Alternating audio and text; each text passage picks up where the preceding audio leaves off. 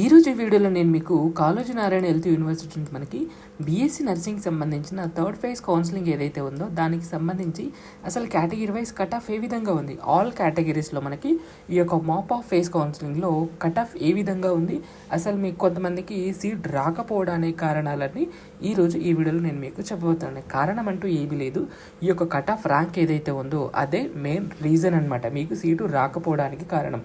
దానికంటే ఎక్కువ ఉన్నటువంటి స్టూడెంట్స్ ఎవరైతే ఉన్నారో ర్యాంకు వాళ్ళకి సీటు రాదనమాట. ఎందుకంటే కట్ ఆఫ్ ఈ విధంగా ఉండడం ద్వారా మీకు ఆ సీట్ అనేది రాదు. సో మోస్ట్లీ మీరు ఈ యొక్క నెక్స్ట్ ఫేజ్ ఏదైతే ఉందో సీట్స్ వేకెట్ అయితే కనుక థర్డ్ ఫేజ్లో ఫోర్త్ ఫేజ్ కౌన్సిలింగ్ ఉంటుంది, అక్కడ మీరు ట్రై చేసేసేయచ్చు అనమాట. సో ఆల్రెడీ నేను మెయిల్ స్టూడెంట్కి సంబంధించినటువంటి ఈ యొక్క కేటగిరీ వైజ్ కట్ ఆఫ్ని అయితే చేయడం జరిగింది. ప్రజెంట్ నేను మీకు ఈ యొక్క ఫీమేల్ స్టూడెంట్స్ ఎవరైతే ఉన్నారో వాళ్ళకి సంబంధించినటువంటి కట్ ఆఫ్ని అయితే మనం మాట్లాడుకుందాం. సో ఓసీలో చూద్దాం. ఫస్ట్లో 54,692 ర్యాంక్ అనేది కట్ ఆఫ్ అయిపోవడం జరిగింది. గుర్తుపెట్టుకొని ఇందులో నేను మళ్ళీ చెప్తున్నాను, రిజర్వ్డ్ క్యాస్ట్ ఏవైతే ఉన్నాయో వాటిని ఇంక్లూడ్ చేయలేదు. ఎందువల్ల ఎస్సీ ఎస్టీ బీసీస్ ఎవరైతే కేటగిరీ వాళ్ళు ఉన్నారో వాళ్ళకి మంచి ర్యాంక్ ఉండడం వల్ల వాళ్ళని ఓసీ కేటగిరీలో అంటే ఓపెన్ కేటగిరీలో వాళ్ళకి సీట్ అనేది అలొకేషన్ చేయడం జరిగింది. అలాంటి స్టూడెంట్ వాళ్ళని నేను ఇందులో ఇంక్లూడ్ చేయలేదు. జస్ట్ ఓపెన్ కేటగిరీలో ఏదైతే కట్ ఆఫ్ ఉందో అదే ఇదనమాట.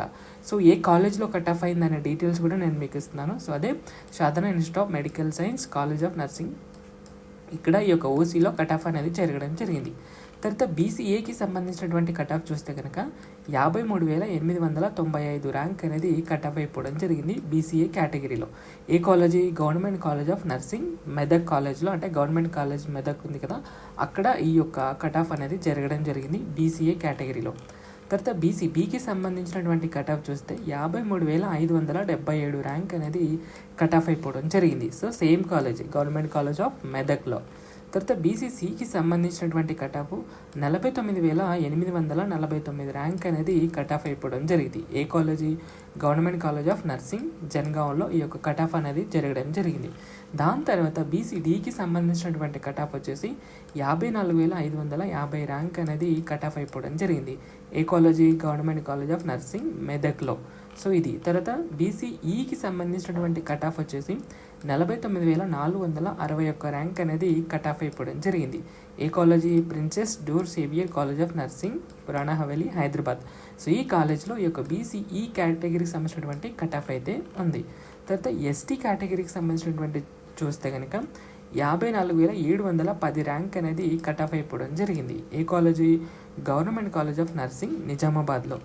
తర్వాత ఎస్సీ కేటగిరీకి సంబంధించి చూస్తే కనుక 53,976 ర్యాంక్ అనేది కట్ ఆఫ్గా ఉండడం జరిగింది. ఇక్కడ Kamineni college of nursing LB నగర్లో, ఇది ప్రైవేట్ కాలేజ్లో ఈ యొక్క కట్ ఆఫ్ అనేది జరగడం జరిగింది.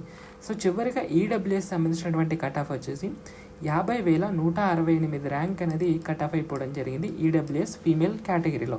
ఎక్కడ? గవర్నమెంట్ కాలేజ్ ఆఫ్ నర్సింగ్ సంగారెడ్డిలో.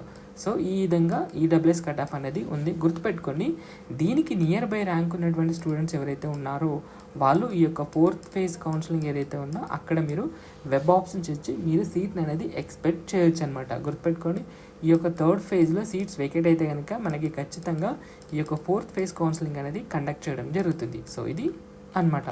సో ఇది వీడియో. దీనికి సంబంధించినటువంటి ఆల్రెడీ ఏది మెయిల్ స్టూడెంట్కి సంబంధించినటువంటి వీడియో కూడా చేయడం జరిగింది. దానికి సంబంధించి లింక్ కూడా డిస్క్రిప్షన్లో ఇస్తాను, అక్కడ నుంచి మీరైతే చూసేసుకోవచ్చు. సో ఇది వీడియో. Thank you.